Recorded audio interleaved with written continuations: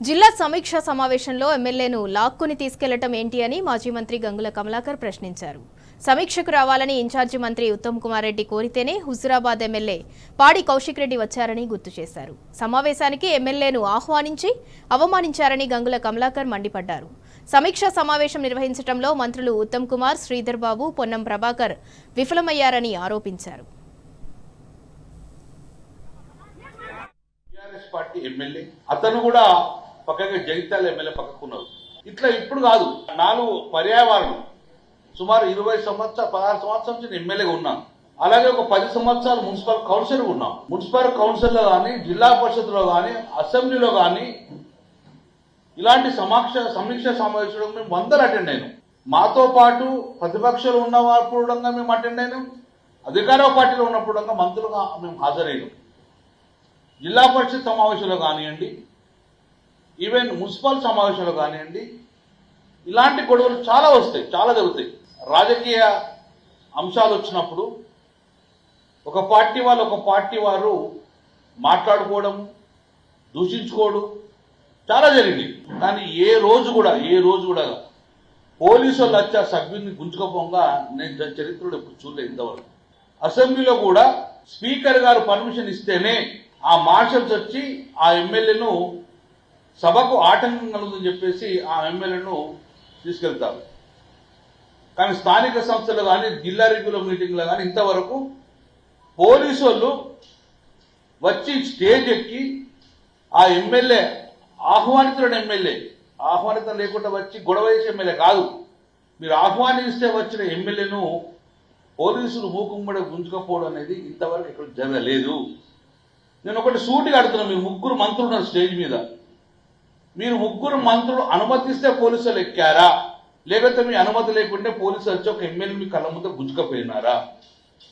ఒక నిజంగానే మీరు అనుమతిస్తే మీరు అడ్మినిస్ట్రేషన్లో ఫెయిల్ అయినట్టే. మీరు 3 మంత్రులు మీరు సభను నడిపేందుకు సభ నడిపేటప్పుడు విఫలమైంది కాబట్టే మీరు పోలీసులు ఎంటర్ అని మేము భావిస్తాం. చాలా మంది సభలు నడుపుతారు, సమావేశాలు జరుగుతారు, కానీ మీరు ఆ సమావేశ మందిరంలోకి పైకొచ్చి ఎమ్మెల్యేలు గురగుర గుంజుకోపోతుంటే మీరు ఆదేశాలు ఇస్తే పోలీసులు వచ్చిండ్రా? మీ ఆదేశాలు లేకుండా పోలీసులు వస్తే గిట్ట, మీ ఆదేశాలు లేకుండా పోలీసులు వచ్చినందుకు మీరు క్షమాపణ చెప్పాలి. లేదు మీ ఆదేశంతో గుంజుకపోయారు అని అంటే గిట్ట మీరు సభ నడుపుట్లలో సమావేశం నడుపుట్లో విఫలమైనగా మేము భావిస్తాం. నేను మళ్ళీ అడుగుతున్నాను, నేను కూడా అడిగాను కౌశిక్ రెడ్డి, అంటే పక్కకున్న సంజయ్ నన్ను ఇరిటేట్ చేస్తుండ్రు, మీరు టీఆర్ఎస్ బండారం బయట పెడతా అని మాట్లాడే కోపానికి వచ్చిన కాబట్టి కోపతాపాలు వస్తుంటాయి, సహజమే.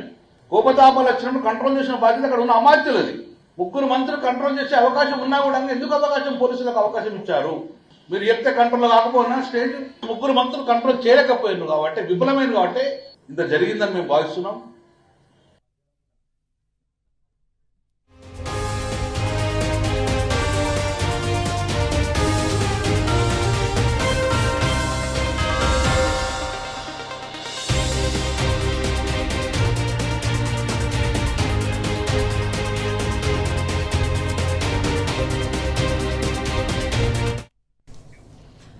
జిల్లా సమీక్ష సమావేశంలో ఎమ్మెల్యేను లాక్కుని తీసుకెళ్లడం ఏంటి అని మాజీ మంత్రి గంగుల కమలాకర్ ప్రశ్నించారు. సమీక్షకు రావాలని ఇన్ఛార్జి మంత్రి ఉత్తమ్ కుమార్ రెడ్డి కోరికతోనే హుజురాబాద్ ఎమ్మెల్యే పాడి కౌశిక్ రెడ్డి వచ్చారని గుర్తు చేశారు.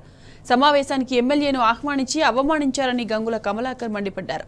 ఇక ఇదే అంశానికి సంబంధించిన పూర్తి డీటెయిల్స్ మా ప్రతినిధి వేణు అందిస్తారు. వేణు, మాధవి, నిన్న జిల్లా సమీక్ష సమావేశం నిర్వహించారు. దీనికి 3 మంత్రులు హాజరైన పరిస్థితి.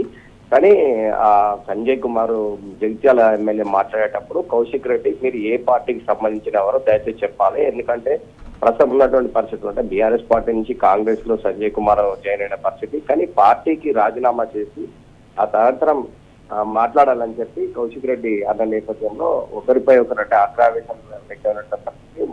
మొత్తం మీద అయితే కౌశిక్ రెడ్డి మాత్రం ముఖ్యంగా తెలంగాణకు సంబంధించి చూసుకుంటే ఇటు బీఆర్ఎస్ పార్టీ తరఫున సంజయ్ కుమార్ గెలిచాడు కనుక కాంగ్రెస్ పార్టీలో ఏ విధంగా చేస్తాడు, 1, 2 రాజీనామా చేసిన తర్వాత కాంగ్రెస్ తరఫున పోటీ చేసి గెలిచిన తర్వాత మాట్లాడలే, కానీ పార్టీలో ఉంటూ పార్టీ మార్పుపై మాత్రం ఆయన ఆగ్రహం వ్యక్తం చేసినటువంటి పరిస్థితి.